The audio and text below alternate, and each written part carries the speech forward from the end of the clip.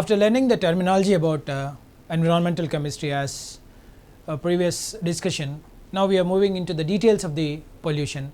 Let's move to the environmental pollution. What does it means?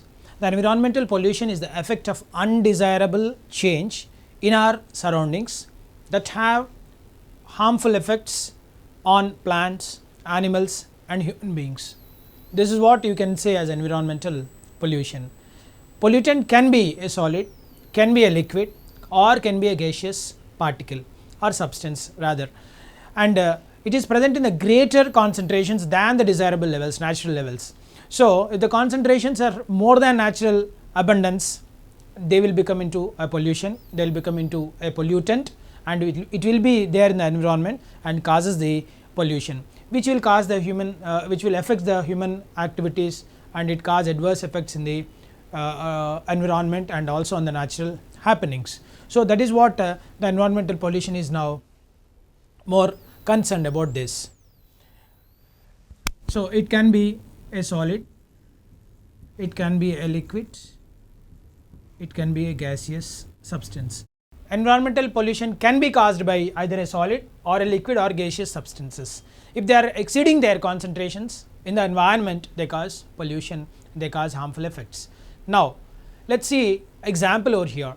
Substances like dichloro, diphenyl, trichloroethane, it is called DDT. This is called DDT. It is nothing but expanded form is dichloro,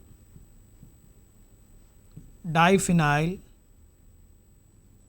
trichloroethane.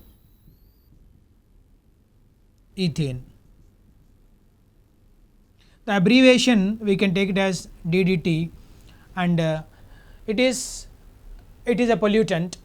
Substances like DDT, plastic materials, heavy metals and many chemicals in the nuclear reactors, waste in the nuclear reactors, etc. are released into environment, and which are difficult to remove from the atmosphere, and they will remain as a environmental pollution. They will remain as environmental pollution. Let us see now about DDT. It is a chlorinated compound. It is having a structure like this, structure of DDT, dichloro, diphenyl, trichloroethane. Okay, let us take two phenyl groups. This is a chlorophenyl group attached to two carbons, and another phenyl group having chlorine group on it. So this is dichloro, diphenyl, then trichloro, this is trichloro, and ethane, two carbons are there. This is what you can understand as a DDT structure.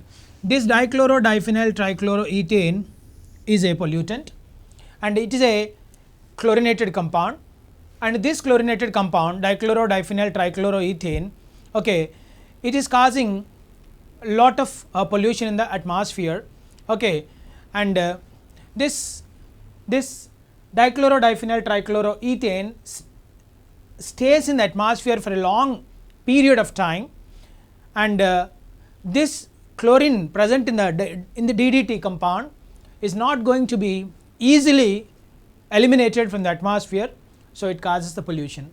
That is the reason nowadays we are using different chlorinated compounds for this same purpose instead of using DDTs.